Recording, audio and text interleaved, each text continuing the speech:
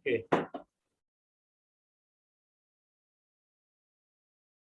Dot product मैंने कल आपको बताया था, it is the product of magnitude and cosine of the angle between the two vectors. जैसे ये दो वेक्टर है, कोई भी दो वेक्टर ले लो, इनके बीच में डॉट प्रोडक्ट क्या होगा। ये गलत है बेटा, अभी इसको नोट मत करना, जो मैं बताऊंगा वही नोट करना, बाई मिस्टेक इसमें आ गई। Okay,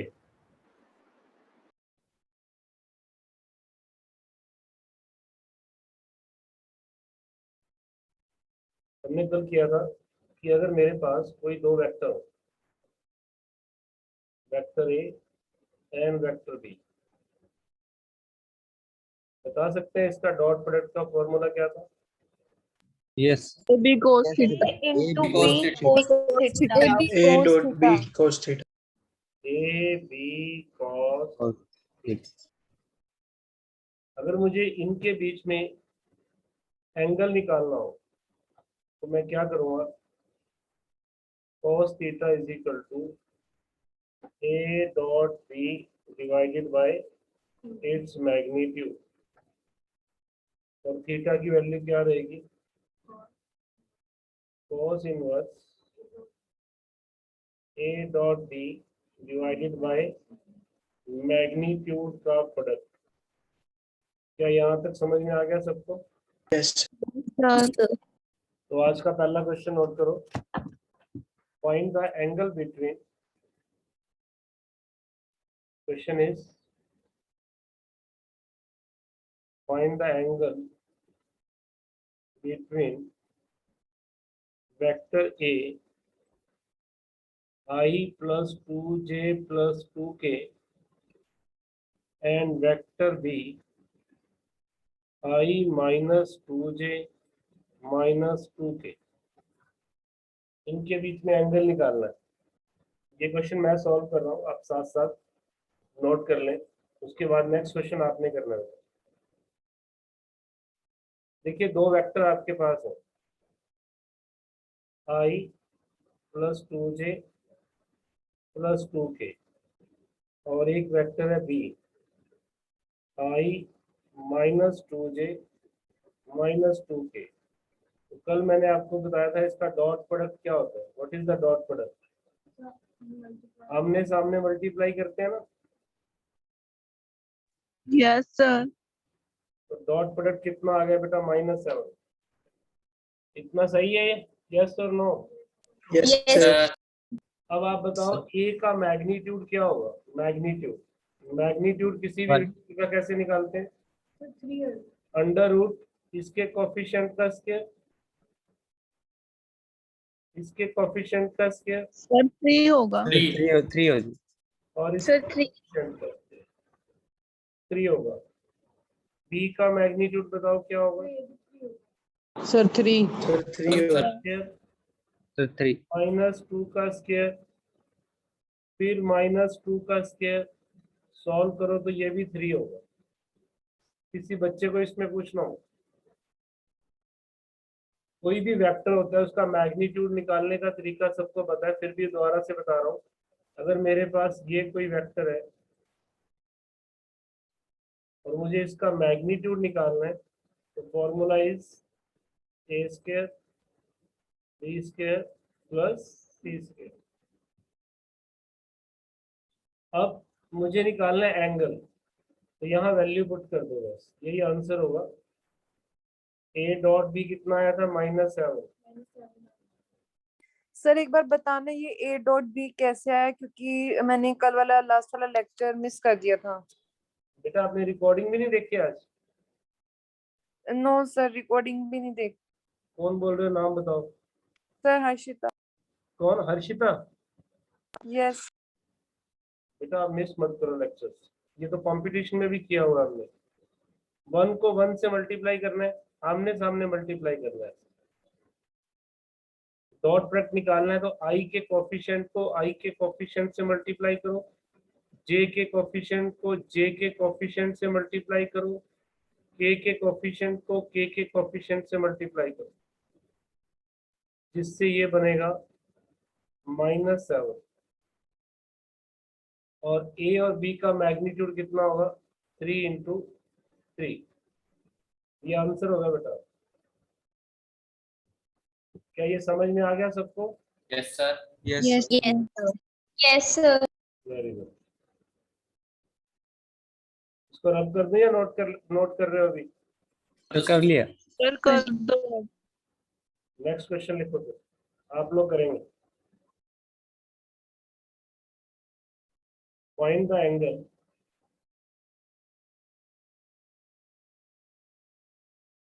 between vector A 3i plus 2j plus 4k and vector B I minus 2j plus 6k। इनके बीच में आपको एंगल निकालना है सभी बच्चे। चलो start.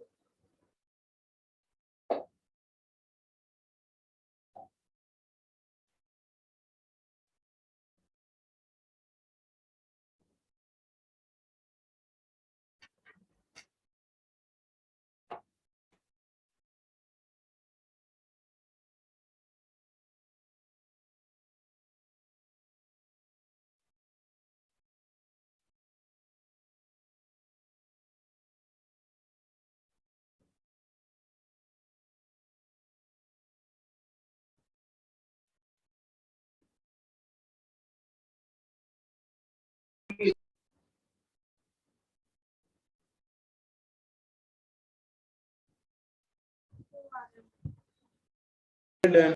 Sir done. Sir, Done. Sir theta equals to cos inverse 23 upon root 29 into root 41. Sir yes, sir. Yes, sir. Yeah. Yes, sir. Yes, sir sir. यही है। Sir ये Vinit. बेटा सही है। यस A डॉट बी पहले बताओ कितना आया? 3 A dot 23 आएगा। 23. 23 आएगा सर। A का मैग्नीट्यूड कितना है? Root root 29. 29। Root 29. B का मैग्नीट्यूड बता। Root 41. Root 41. Sir 41. 41। थीटा को क्या लिखेंगे? cos inverse Cos inverse. That 23 by root 29 root into 29 root 41. Root 41। 2.89 बनता है शायद, इनको मल्टीप्लाई करने पे। ये आंसर सही है। किसी को डाउट बेटा? किसी भी बच्चे को डाउट हो यहीं पूछ लो। एनीबडी? नो No, ठीक है। No, sir. Sir. Question next note करो सब बच्चे।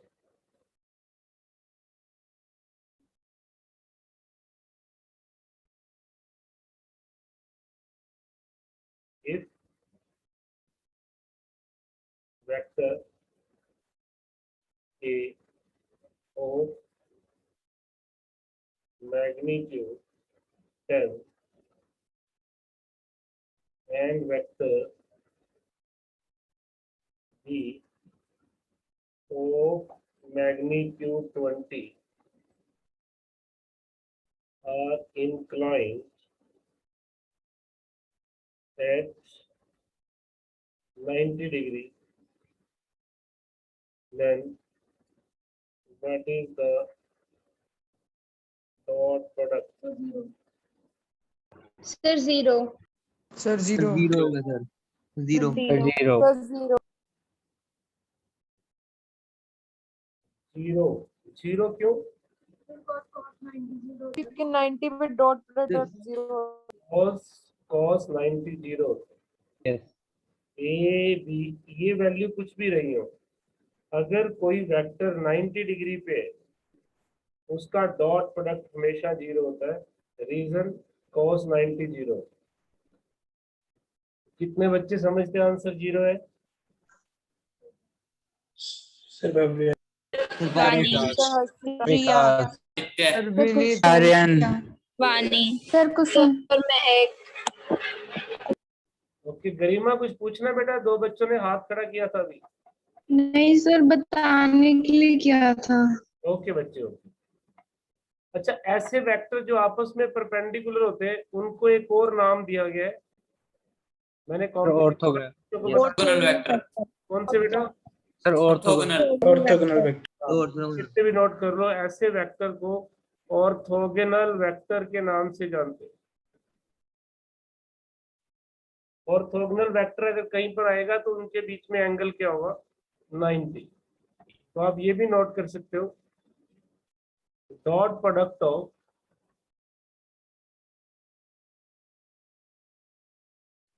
orthogonal vectors is zero. Dot product of orthogonal vector is 0. Okay, अगला पॉइंट नोट करो। अगर एक वेक्टर जिसकी वैल्यू है 2i plus aj plus 3k and एक वेक्टर है b जिसकी वैल्यू है -i plus 2j minus 4k, और हमें कहा गया find the value of a, ये जो अननोन वैल्यू है ना a, if vectors are orthogonal. Jasmine का आंसर है 7, बाकी चेक करो।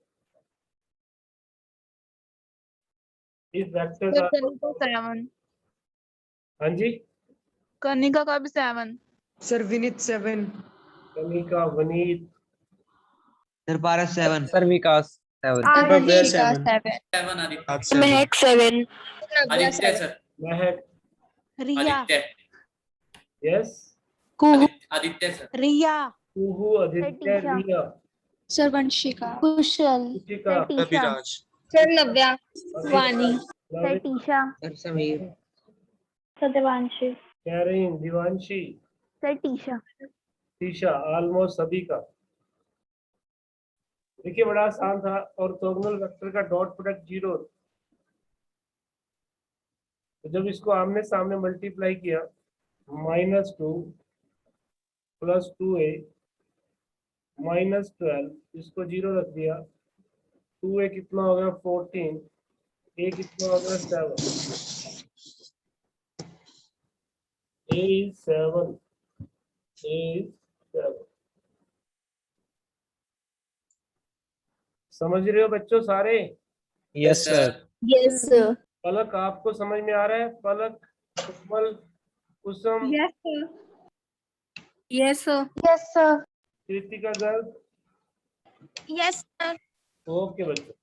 अब आप हेडिंग बनाओ, प्रॉपर्टीज ऑफ स्केलर प्रोडक्ट, जो मैंने बनाया। का फोन आ हेलो, कौन?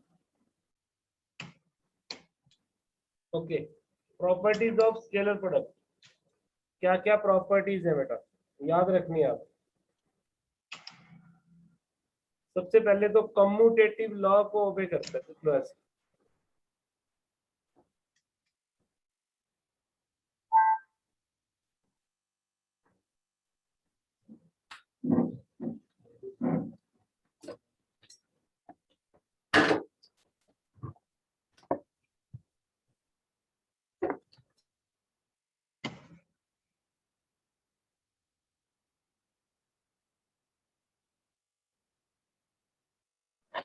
What is commutative law? ये क्या होता है, अगर मैं ए वेक्टर को बी से प्रोडक्ट करूं या बी को ए से करूं, कोई फर्क नहीं पड़ता, इसको बोलते हैं कम्यूटेटिव लॉ। आप ए को बी से कर दो या बी को ए से कर दो, क्या फर्क पड़ेगा, वैल्यू तो सेम आएगी ना। ऐसी प्रॉपर्टी को बोलते हैं commutative property. Yes, dot product is commutative. ये मत लिखना जो नीचे लिखा हो, ये रॉन्ग है। ये लिखना, डॉट प्रोडक्ट इज कम्यूटेटिव। इतना समझ में आ गया सबको? Yes yes yes sir. Sir दूसरी प्रॉपर्टी लिख लो आप, dot product is distributive, distributive इसका मतलब ये होता है अगर मेरे पास 3 वेक्टर हो, 2 का सम हो और तीसरे का डॉट प्रोडक्ट हो, तो वो एक ही बात है, चाहे आप ए को बी से डॉट प्रोडक्ट कर दे प्लस में ए को सी से डॉट प्रोडक्ट कर दे, इसको बोलते हैं डिस्ट्रीब्यूटिव प्रॉपर्टी। आप कोई भी एग्जांपल लेके प्रूव कर सकते हो, जैसे मान लो मैंने एक एग्जांपल लिया, नोट करो example, a is equal to कोई नहीं अच्छा लगता है 2i 3j 4k। आपने प्रूव करना है b is equal to i plus j plus k, c is equal to i plus 2j plus 3k। आपको चेक करना है क्या ये प्रॉपर्टी सही है। तो पहले आप लेफ्ट हैंड साइड को चेक करो, क्या बी और सी को ऐड कर लो और फिर ए के साथ डॉट प्रोडक्ट करो, वैल्यू बताओ कितनी आती है। बी और सी को ऐड करने पे बनेगा 29। 29 लिख दो बस। Yes sir. अब आप क्या करो, ए और बी का डॉट प्रोडक्ट करो, ए और सी का डॉट प्रोडक्ट करके फिर उनको ऐड करके देखो क्या आता है आंसर। क्या ये आंसर भी 29 आता है? फिर तो सही है, नहीं तो रॉन्ग है।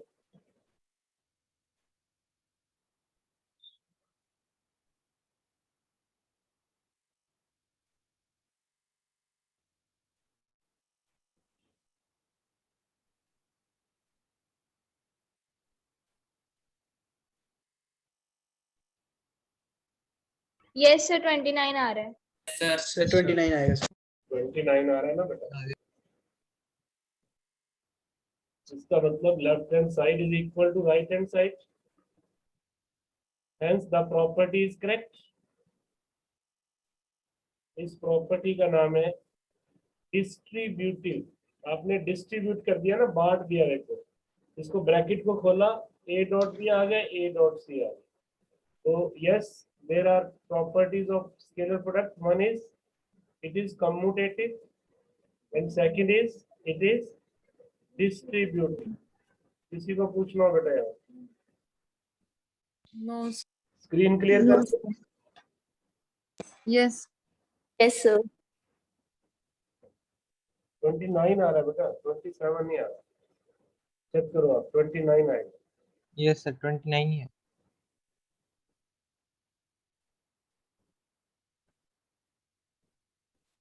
तीसरा पॉइंट लिखो,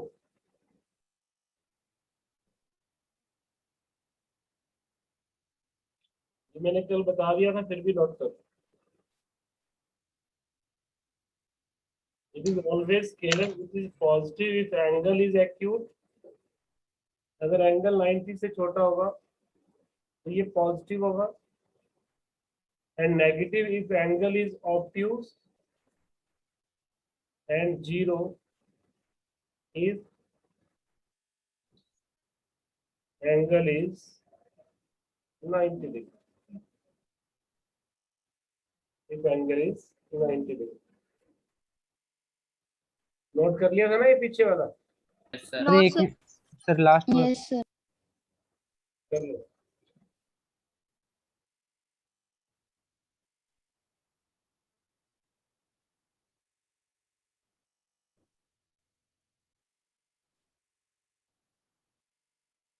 ओके, चले आगे। सर एक मिनट। ये मैंने कल बता दिया था।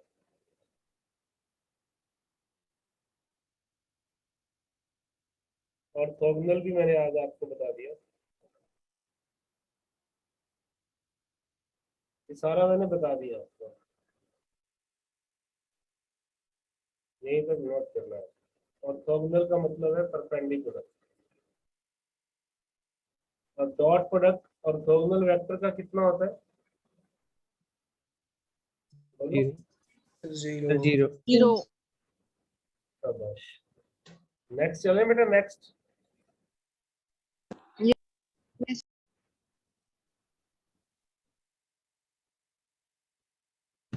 ये नोट नहीं करना है आपने, ये नोट करना है।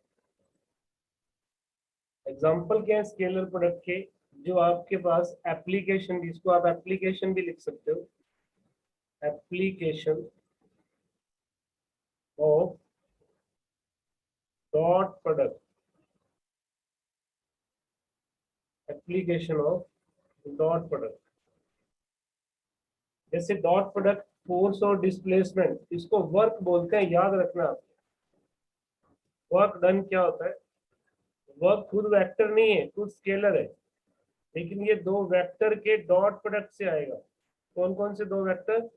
Force and displacement. Placement. देखिए डॉट प्रोडक्ट एक स्केलर प्रोडक्ट है, इसलिए मैं इस पे एरो नहीं लगाऊंगा, ये रॉन्ग हो जाएगा। अगर मैं ऐसे लिखूंगा तो ये गलत है। आपने कैसे लिखना है? Work done is equal to F dot S. Work done is equal to F dot S. Suppose करो ये एक बॉडी है, इस पे मैंने एक फोर्स लगाई 2i 2j प्लस k, और ये बॉडी जिसके कोऑर्डिनेट ये थे, कोऑर्डिनेट जहां पर ये पड़ी थी, और फोर्स लगाने के बाद ये बॉडी यहाँ पहुंच गई है, और इसके कोऑर्डिनेट क्या है, क्या बने? 4 2 3, मींस ये डिस्प्लेसमेंट हो। यहाँ बना देता हूँ बॉडी को, ये बॉडी यहाँ आ गई। तो जब बॉडी पे हमने फोर्स लगाई और बॉडी डिस्प्लेस कर गई, तो क्या हम वर्क डन 8 आएगा। अच्छा निकाल भी दिया? पहले आप निकालो डिस्प्लेसमेंट। डिस्प्लेसमेंट के लिए मैंने बताया था कि जब भी Final. आपको डिस्प्लेसमेंट निकालना है, final position vector minus initial position vector. Final में कौन है? 4i 2j 3k, माइनस में 1i 2j प्लस 3k। ये भूल तो नहीं है आप? याद है ना आपको कैसे पोजीशन Yes. वेक्टर बनाते हैं? Yes. पोजीशन वेक्टर आप ओरिजिन से बनाते हो। जैसे डायग्राम गलत बना है, आप यही देखो। यहाँ से डिस्प्लेसमेंट कितना आएगा? यहाँ से डिस्प्लेसमेंट आएगा 3i plus 0j 3i plus 0j और प्लस 0k, ये आएगा।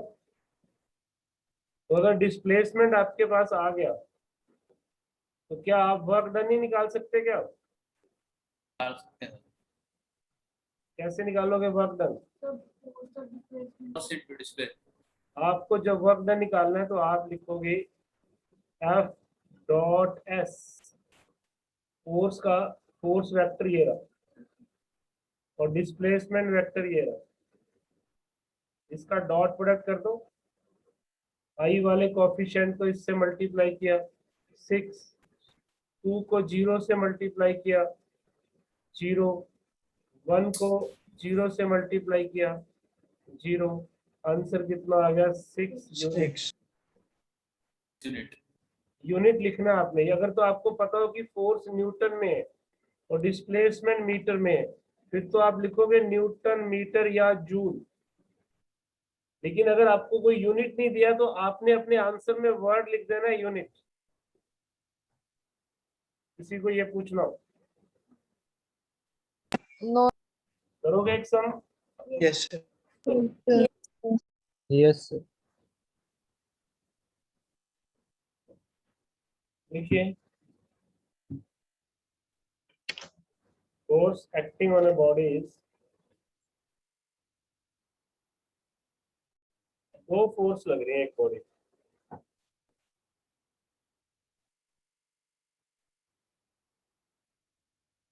आई माइनस जे माइनस के, और बॉडी डिस्प्लेस हो रही है आई प्लस 3j प्लस 4k।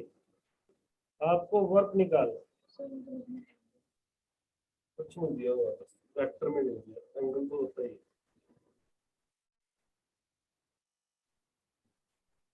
आपको वर्क निकालना है।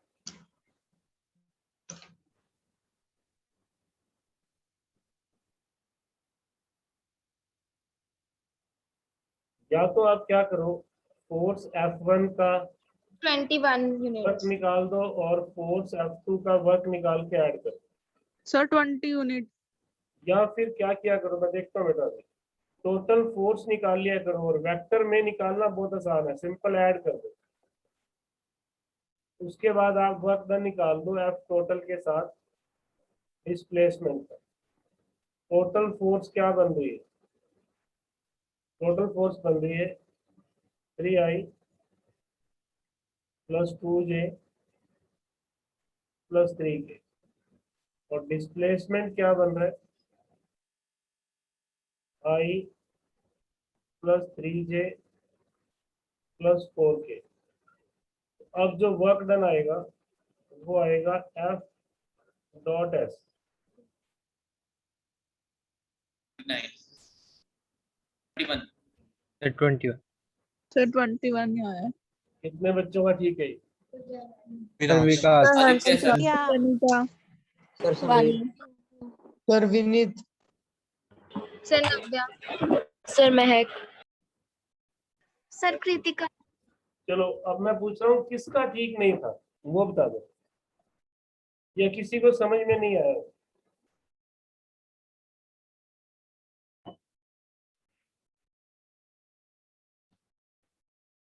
एक ना सेंटेंस लिखो सब बच्चे अपनी नोटबुक के ऊपर, इससे रिलेटेड नहीं है, वैसे जनरल सेंटेंस है जो मैंने भी कभी नोट किया था मेरी वो नोटबुक पे, मेरे टीचर ने नोट करवाया था, आपको भी मैं नोट करवाता हूँ।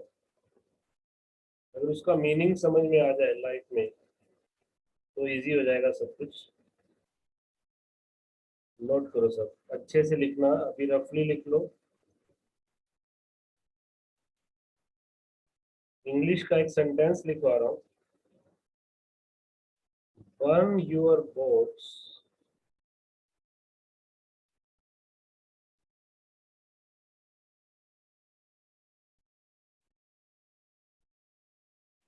Before you fight. Before fight, ऐसे लिख।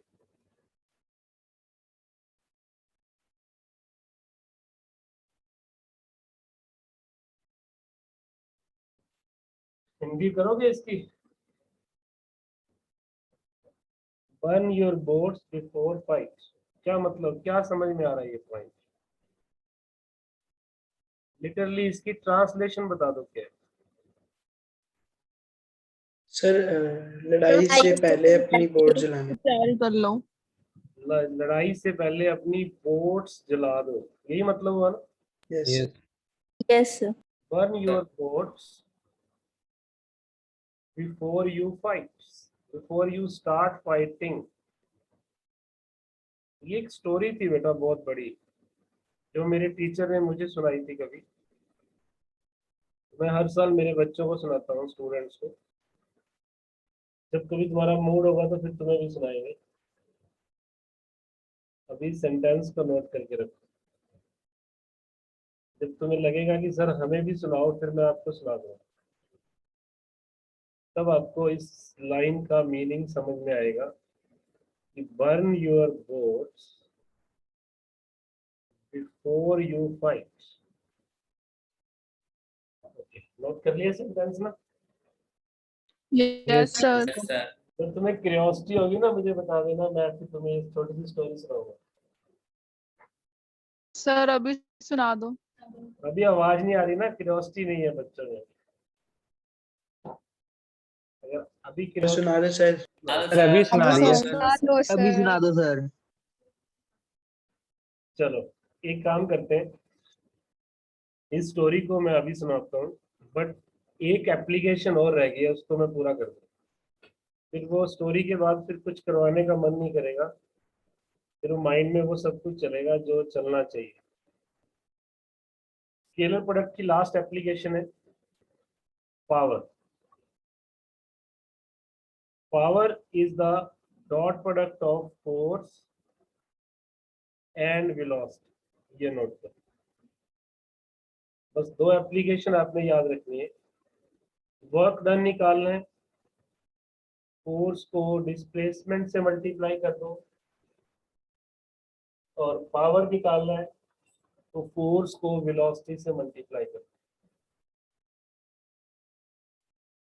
बाकी सब सेम है। जैसे मान लो एक बॉडी है, ये कोई गाड़ी है,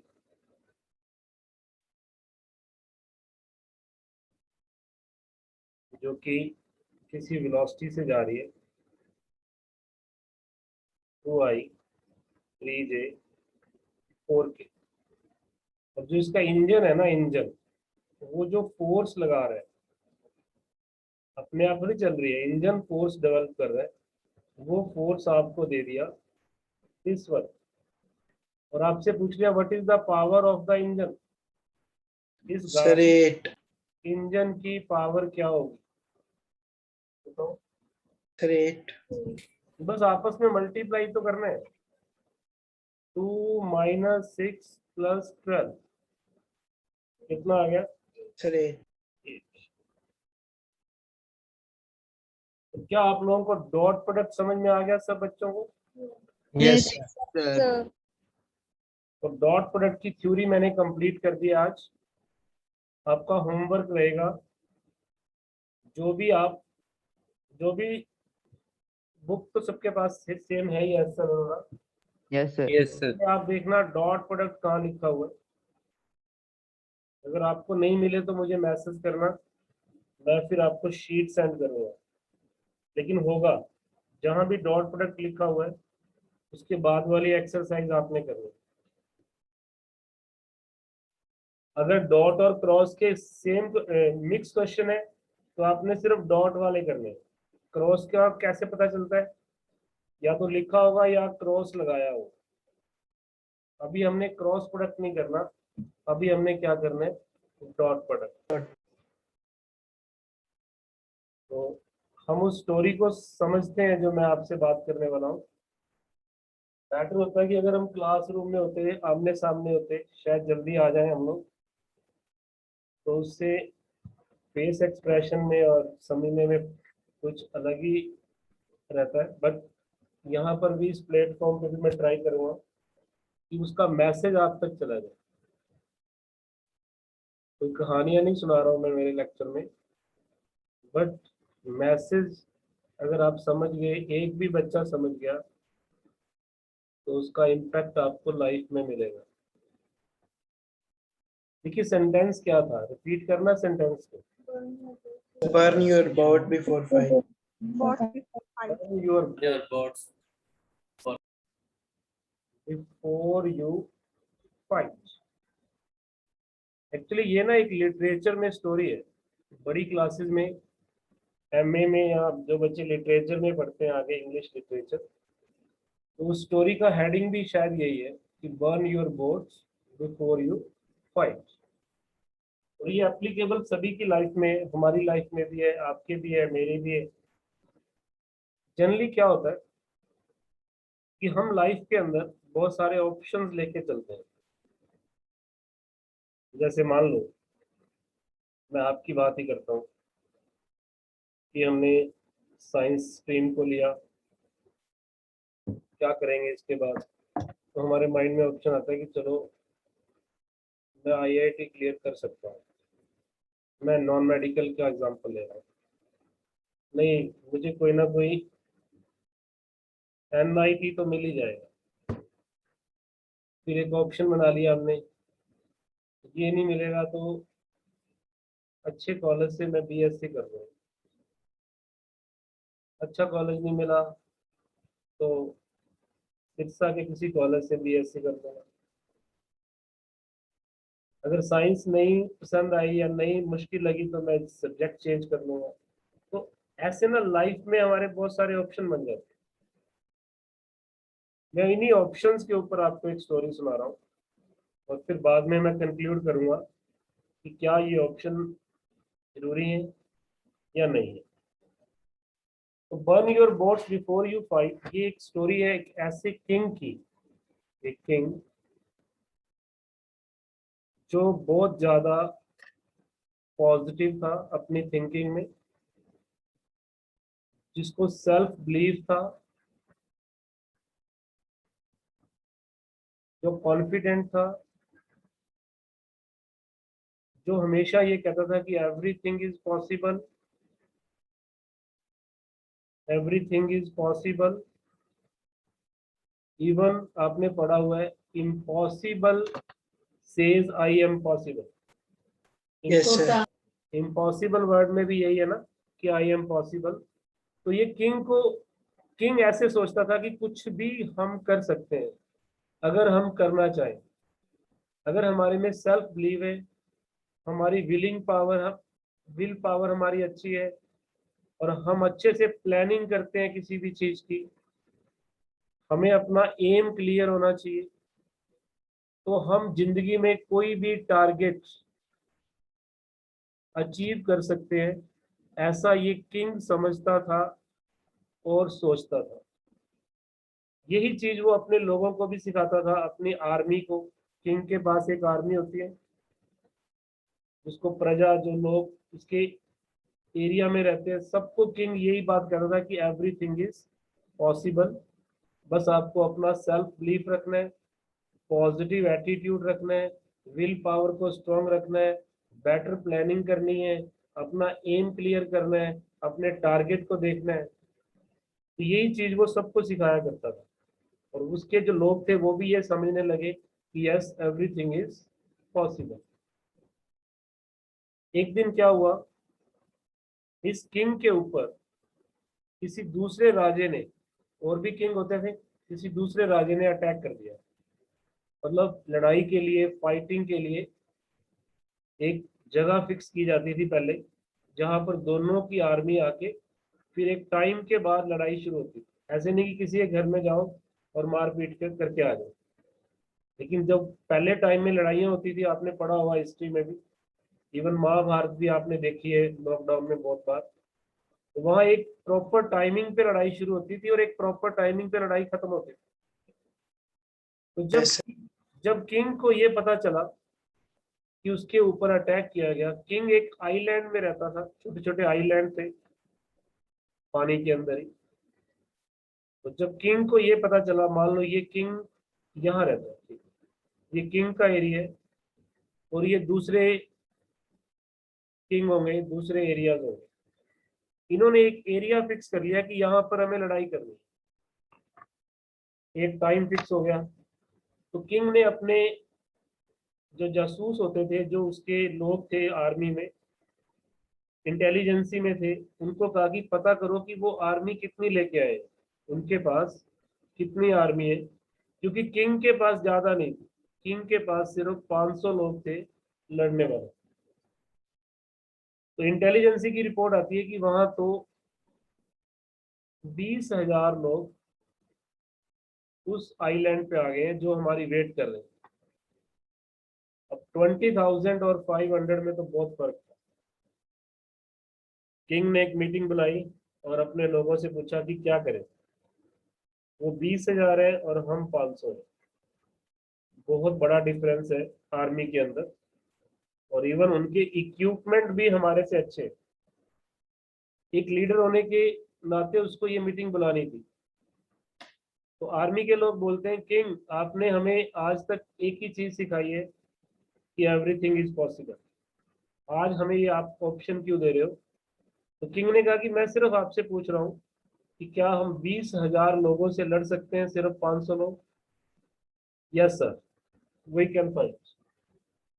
आपने आज तक हमें यही सिखाया है कि हमारा टारगेट, हमारा एम, हमारी विल पावर, हमारी प्लानिंग अगर अच्छी होगी तो हम कुछ भी कर सकते हैं, तो हम लड़ाई लड़ेंगे। Okay done. लड़ाई के लिए किंग ने यस कर दिया।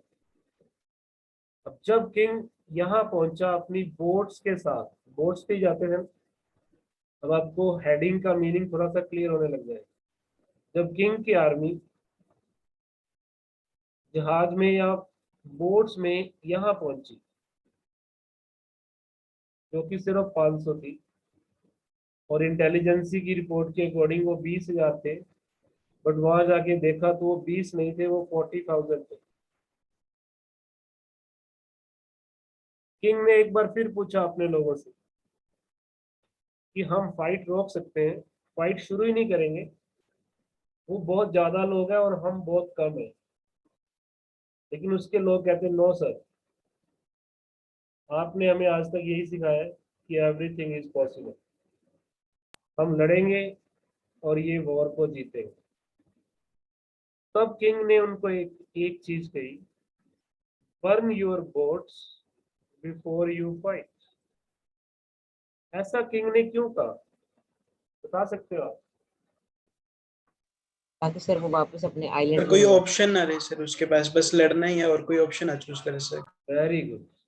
क्योंकि किंग ने ये भागने वाला जो ऑप्शन था ना, अभी तो जोश में सब हाँ कर रहे हैं, लेकिन जब एक्चुअल में आएंगे हो सकता है कुछ लोग घबरा के निकलना शुरू हो। अगर एक निकलेगा तो उसको देखकर बाकी भी निकलेंगे। तो किंग ने कहा कि अगर तो लड़ाई लड़नी है देन बर्न योर बोट्स, क्योंकि अब आपके पास जिंदा रहने के लिए एक ही ऑप्शन है और वो है जीतना। अगर आप नहीं जीते तो मारे जाओगे। अब आपको जीतने के लिए नहीं लड़ना, अब आपको सरवाइव करने के लिए, अपनी लाइफ के लिए भी लड़ना है। तो अब जो आप लड़ाई लड़ोगे उसकी इंटेंसिटी कुछ अलग ही होगी। तो यहाँ पर किंग ने उनकी बोट्स को जलवा दिया उस वक्त। और ये जो स्टोरी है इसकी रियलिटी है। ये लोग लड़े, बड़े एंथुजियाज्म से लड़े, कुछ लोग मरे भी, बट अल्टीमेटली इन्होंने वॉर को जीता और जीत कर ये यहाँ पहुंचे। This was the story. मैं यहाँ इसको रिलेट करूंगा इन ऑप्शंस के साथ। अगर आपके पास लाइफ में ऑप्शंस होंगे तो मेरा नोट कर लो, आपको वो ऑप्शन मिलेगा जो आपका लास्ट ऑप्शन है। अगर आपने लाइफ में ऑप्शंस लेके चले तो जो आपका सबसे लास्ट ऑप्शन है ना, कि चलो ये नहीं तो ये कर लेंगे, ये नहीं तो ये कर लेंगे, और कुछ नहीं तो पापा की शॉप संभाल लेंगे, बेटा वही ऑप्शन मिलने वाला है जो आपका सबसे लास्ट ऑप्शन है। तो जिंदगी में सक्सेस लेनी है ना, सक्सेस, तभी तो हर कोई सक्सेस नहीं लेता। कुछ लोग जीतते हैं जिनको हम याद करते हैं, कुछ लोग कामयाब होते हैं। ये वही लोग होते हैं जिनकी planning, target, aim, will power strong थी और जिन्होंने लाइफ में ऑप्शन नहीं रखे थे।